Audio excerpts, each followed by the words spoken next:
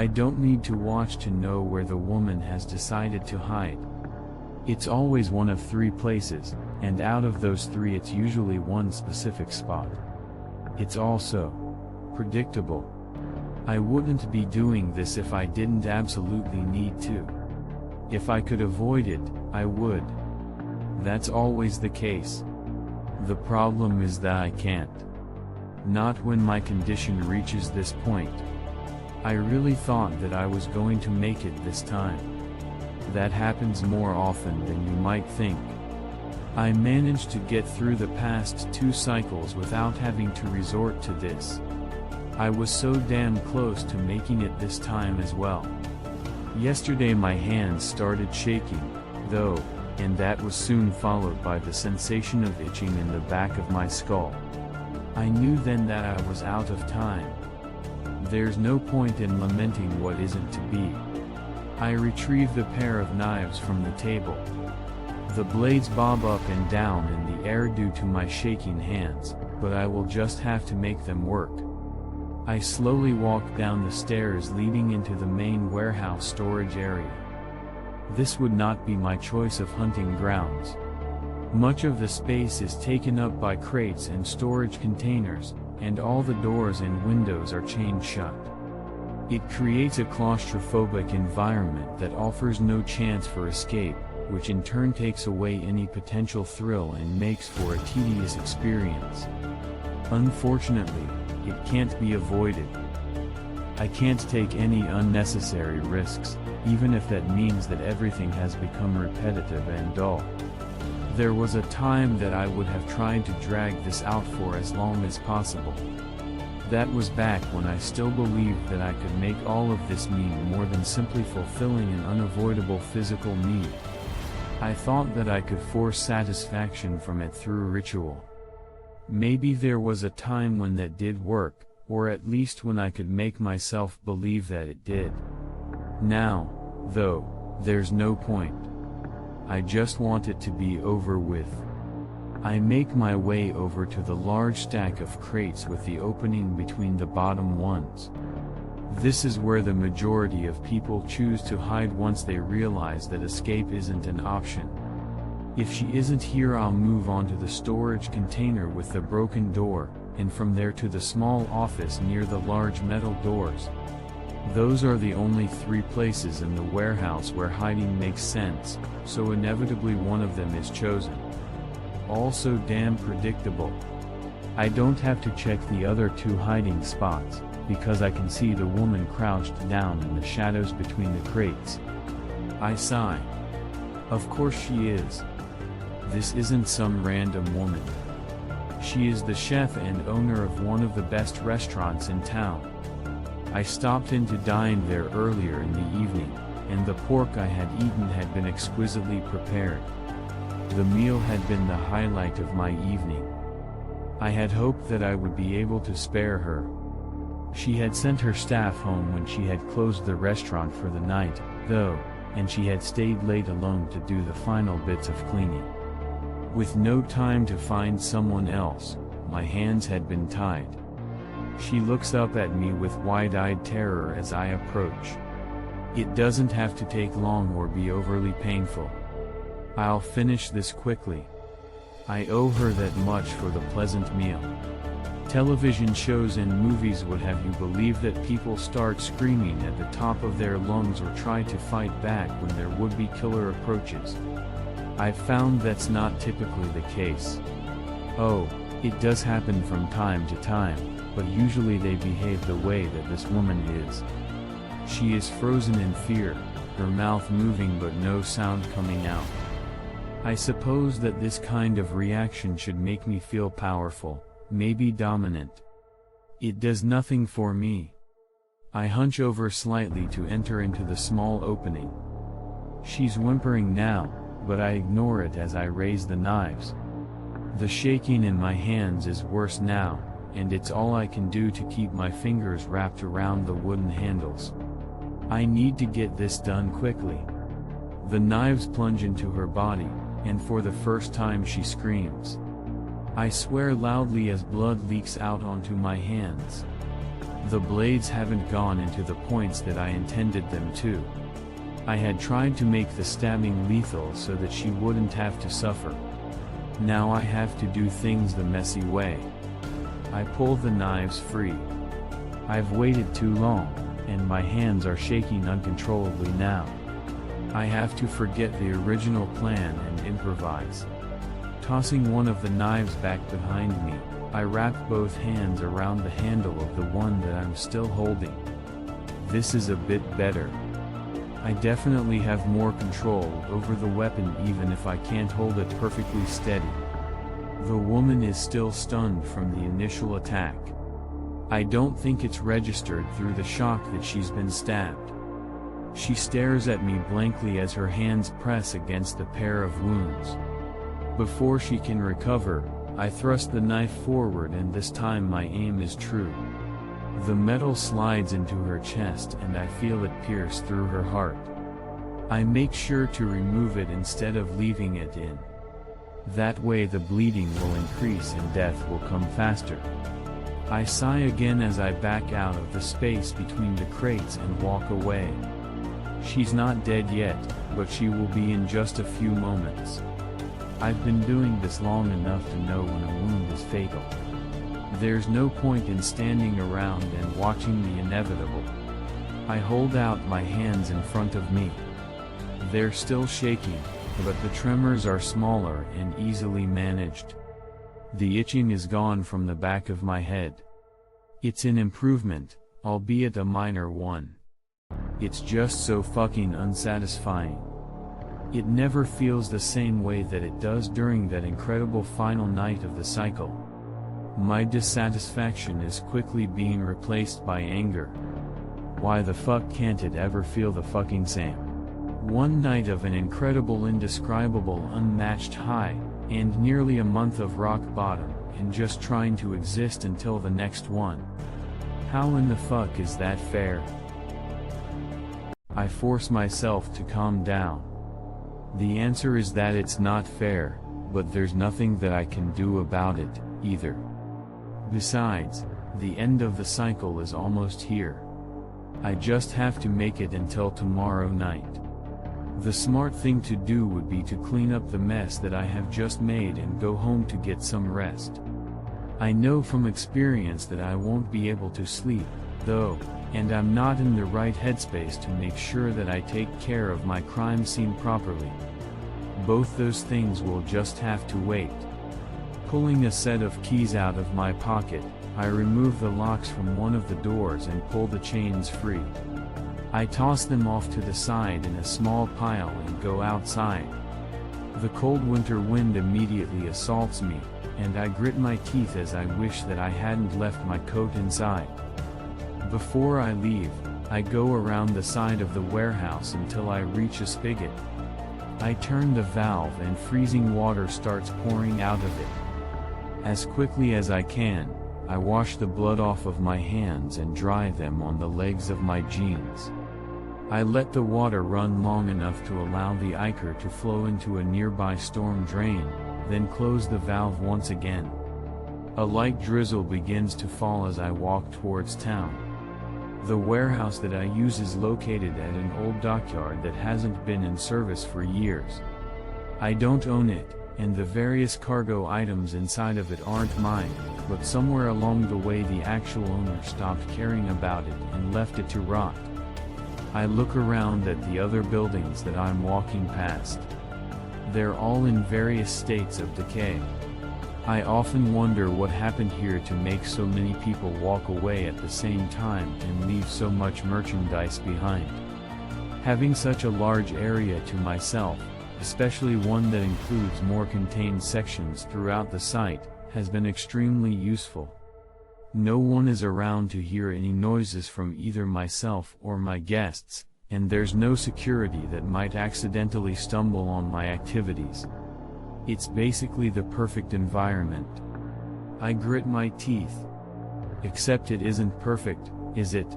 If it was, maybe I wouldn't feel so hollow when I treat my condition.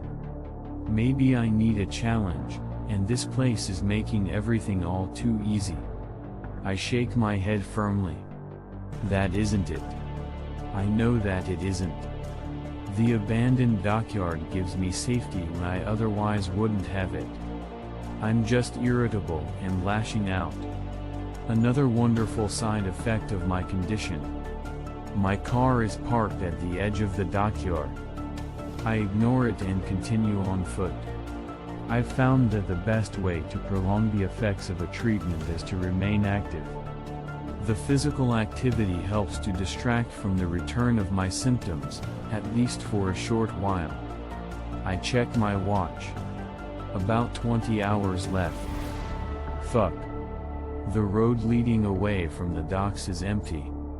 That's no surprise, as there's nothing else out this way. There's no reason for anyone else but myself to be here. I walk down the middle of the road instead of off to one side.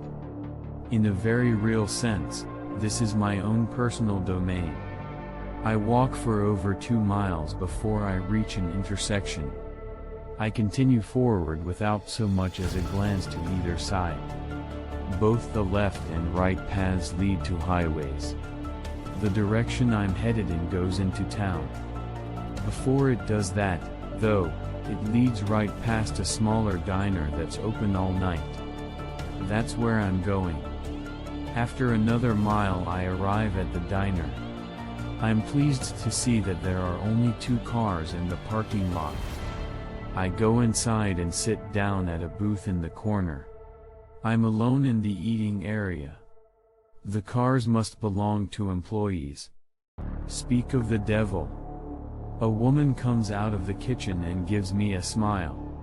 I see the smile slip a bit. It wasn't by much, but I definitely saw it. Do I still have some blood on me that I missed? Looks like you got caught outside in this lovely weather, she says to me. Did your car break down or something? Truck, actually, I lie easily, my worries dissipating. Just down at the 219 ramp.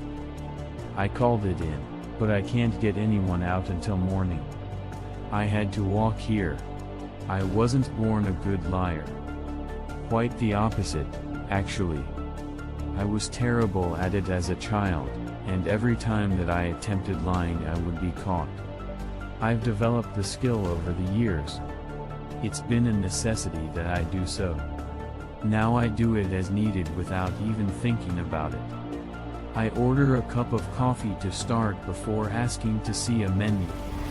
I smell a fresh pot brewing somewhere nearby, and my walk through the cold and rainy night has chilled me to the bone. I avoid caffeine most of the time, but I'm willing to make an exception on this particular occasion. When the waitress returns with my drink, I order something off the menu. It's some sort of sandwich, but I'm not sure which one. I just point at a line and she nods before going back to the kitchen. I'm not actually hungry. I know that I need to eat, though. My body needs as many calories as possible during the final phase of the cycle. The coffee helps get the chill out of my body. That, combined with time having passed since the kill, makes me feel more like myself than I have in days. It won't last, it never does, but for the moment I don't want to focus on that. I sit in the uncomfortable booth for a little over an hour, slowly eating my rather mediocre chicken sandwich and drinking progressively worse cups of coffee. Eventually it's time for me to go. The diner is only a few miles from the dockyard, and I don't want to leave too much of an impression on the waitress just in case something happens down the line. The waitress brings me the check, and as she does she offers to give me a ride back to my non-existent truck. I give her a smile and politely decline, telling her that I've been stuck inside it all day and that it feels good to be able to walk around and stretch. She glances out at the still falling rain and asks if I'm sure. I assure her that I am. As she's walking back towards the kitchen, I feel the familiar itching in the back of my head. No. This is too soon. I've never had the itching come back just hours after making a kill. It's always a few days at the very least before I start to notice it. I sit still in the booth, the pin-like pricks working their way up and down my skull. Something is very wrong. Usually the itching starts out so faintly that it's barely noticeable. Over the course of 2 or 3 days it gradually increases in intensity until it's so strong that it pushes me to the point of insanity. That isn't happening now. The sensation is already intense, and I can feel it growing steadily as each second ticks by. I don't understand. This doesn't make any fucking sense. Think. Did I do something wrong, change something about the kill? I shake my head. That doesn't make sense. There's no ritual or anything like that. Make the kill, satisfy the need. That's all there fucking is to it. It's not goddamn rocket science. Calm down. Breathe. Maybe there was something different about the woman that I had chosen. All that had mattered before was the killing, but I guess that it's possible. There's no way to know for sure. Focus. Fucking focus. None of this matters. What matters is what I do now. There's no way that I'm going to make it until the end of the day. I look at the clock hanging on the wall. The sun won't even be up for another hour. At the rate it's going, the itching will reach its peak soon. When that happens, the pain will begin. It will feel like spikes being hammered into every inch of my body. I'll be so blinded by the agony that I will no longer be capable of rational thought. The last and only time that it got to that point, I regained my wits in the family room of a house that I didn't know. The remains of 3 people, torn apart and barely recognizable as being human, surrounded me.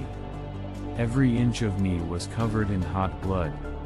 All my symptoms were gone, but I had no idea what had happened and where I was. It had solved one problem and created a multitude of others. I can't risk that sort of thing happening again. There's an odd thumping noise. I dismiss it as noise coming from the diner's ancient-looking heating ducts. It continues, however, and it doesn't seem to be coming from above me. I look down and find that my hands are shaking so violently that they're banging against the top of the table. I stare at them for a long moment. I hadn't even noticed that they were trembling. I wrap my fingers around the edge of the table and grip it as tightly as I can in an effort to stop them. I've come to a decision. I don't know when I started working my way towards one, or how I had arrived at this particular conclusion, but I know what needs to be done. Taking my wallet out of my back pocket, I pull a few bills out and place them on top of the check the waitress had left me. I know that she's watching me through the small window that looks out from the kitchen into the dining area. After all, I'm the only customer. I'm not going to be ordering anything else, and she's already earned whatever tip that I decide to leave. At this point she'll just want me gone so that I'm out of her hair and she can go back to doing nothing. I allow myself a small imperceivable smile as she immediately comes out of the kitchen. Some people are just too easy to read. I don't have a plan. It doesn't matter. I don't need one. I've taken so many lives over the years that it's instinctive at this point. She reaches the table and puts her hand out to pick up the check and money. As she does so, my arm lashes out like a snake, and my fingers dig into her brown hair. Before she can react, I'm slamming her face into the edge of the table. Her scream is silenced almost as soon as it begins. She slides to the tile floor, unconscious. I know that she's not dead. Instead of tending to that, I slide out of the booth and immediately head towards the kitchen.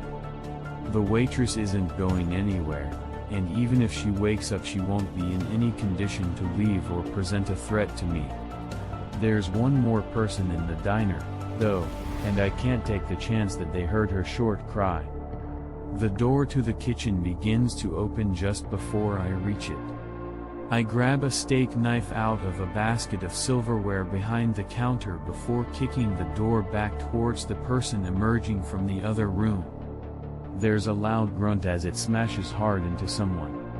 Pressing my momentary advantage, I throw open the door and thrust the blade at the large man standing behind it. The knife isn't nearly as sharp as the ones I keep at the dockyard, and the slightly serrated blade is designed for cutting rather than stabbing. I wasn't expecting the person to be quite so tall, either. The knife digs into his flesh, but it's not much more than a flesh wound. Ducking my shoulder, I ram it into his chest to knock the wind out of him. He really is big. He's got at least 6 inches and 50 pounds on me. This is the danger of not planning things out before killing. I find myself in situations like this where I can't fully control what's happening. At the end of the cycle this wouldn't matter, but until then these kinds of risks are extremely dangerous. He's temporarily winded now, though, and he's been wounded. Judging from the expression on his face, he's also unsure of what's happening. I can work with that. I take a quick glance around me, and my eyes fall on a skillet on the stove to my right. Its contents are sizzling from the heat underneath it. I pick it up by the handle and swing it like a tennis racket at the man's head. It impacts hard with his forehead. There's a sickening crunch of bone, followed by a crackling noise as the hot metal burns his flesh. His mouth opens, but he doesn't scream. Instead, he makes a gurgling sound as bloody foam spills out over his lower lip. Thick red fluid also starts to drip from his ears and the corners of his eyes. The skillet makes a sucking sound as I pull it free from his face. It tears skin off as I do so. It sticks to the pan like burned leather. I swing the skillet for a second time, and he immediately slumps over onto his side. His right eye has come free from its socket, and it lays across the bridge of his nose with the optic nerve trailing back into the gap. He's almost done. I have to give him credit for surviving the 2 blows with the skillet, even if he did so with quite a bit of brain damage. I allow the skillet to fall to the floor as I step over the man to reach a microwave sitting on a shelf. Unplugging it from the wall, I carry it over to him and take one last look at him as he twitches and convulses. I raise the heavy appliance up over my head before bringing it down as hard as I can. His damaged skull provides little resistance, and his body goes still. There's a sound from out in the dining area. I hurry out through the kitchen door, worried that a customer has walked into my kill zone. Instead, I find the waitress struggling to get up. She's leaning up against the side of the booth's seat, the salt shaker she had knocked over with her hand lying shattered on the floor next to her. I get another knife from the silverware basket and cross the distance between us. She looks up at me with glazed-over eyes, and I doubt that she can even see me. I adjust my grip on the knife and cut her throat. Blood bursts out from the gash. The small piles of spilled salt on the ground become sticky and clumpy as it covers them. The itching has stopped. My hands are as steady as rocks. I sit down on a stool at the counter and sigh in relief. For the first time since the symptoms started this cycle, I feel human. With the relief comes a familiar bitterness. No matter how satisfying a kill is, it never has the same pleasure and overwhelming satisfaction that one does during the final night of the cycle. It's infuriating. It's like some higher power has decreed that I'm only allowed to be happy one night each month. Twice a month every 2.5 years or so. I allow myself a minute to sulk in my anger and disappointment before I force myself to put it aside. There's a pressing matter to attend to. I've got 2 dead bodies and all the mess they created to deal with. it won't be long before people start to arrive for breakfast. I have to figure out what I'm going to do before that happens. It doesn't take me long to realize that I've made a hell of a mistake. No matter what I do, this place is going to end up being a crime scene. Since it's only a few miles from the dockyard, the police are bound to search it. When they do, they'll find the woman that I killed earlier, likely along with evidence of previous kills as well. I don't have any choice but to abandon the dockyard and move on to somewhere else. Probably another state entirely. I look up at the ceiling. Definitely another state. Fine. If that's what I have to do, it's what I have to do. Going back around the counter, I open the cash register and take the small amount of money that it contains. I also go into the kitchen and take the money from the cook's wallet, as well as a set of car keys from his other pocket. It doesn't end up being much in total, but it's better than nothing. I just have to make it through the day. If I can do that, I can end the cycle tonight in a different place before continuing on my way in the morning. I just have to make it through the day. The kitchen provides me with the answer I need for covering my tracks. There is an exposed gas line that runs through the kitchen. Covering my mouth, I break a section of the line before quickly making sure that the pilot light in the stove is still burning. Good. I've broken a secondary line, not the main line. I leave the diner through the front door. There's still no one in the parking lot, and there isn't any traffic on the road, either. I try the key that I took from the cook in the small white car first, but it doesn't fit the lock. It slides easily into the driver's side door of the red pickup, though, so I get in and start the engine. The rain has stopped, and the first hints of the rising sun can be seen in the distance as I turn out onto the road and head away from town. After less than a minute of driving, I see what appears to be the light of a second sunrise in the rearview mirror. I nod to myself. It won't be long before the fire at the diner is completely out of control, if it isn't already. At the very least, it will take the authorities a couple of days to dig through the rubble and ashes. Even if they somehow manage to find enough evidence to piece together what happened, I'll be long gone before then. The only thing working against me is the truck that I'm driving. It won't take the police long to figure out that it's missing. If they do that fast enough, they'll be able to get word out across the state with the make, model, and license plate number. That could lead to disaster. Luckily, I don't have to stay in this pickup for long. I drive back towards the dockyard, going as fast as I dare on the slick pavement. I reach my destination without incident and pull the truck up to the edge of one of the concrete docks before putting it into neutral and getting out. I try to push the pickup off the edge of the dock, but I'm barely able to get it to budge. I get down lower and press my back up against the tailgate as I push as hard as I can. It eventually starts rolling forward. There's a crash of metal as the front wheels go over the edge. I nearly fall as the weight of the front end does the rest of the work for me. The truck slides into the dark water and sinks below the surface.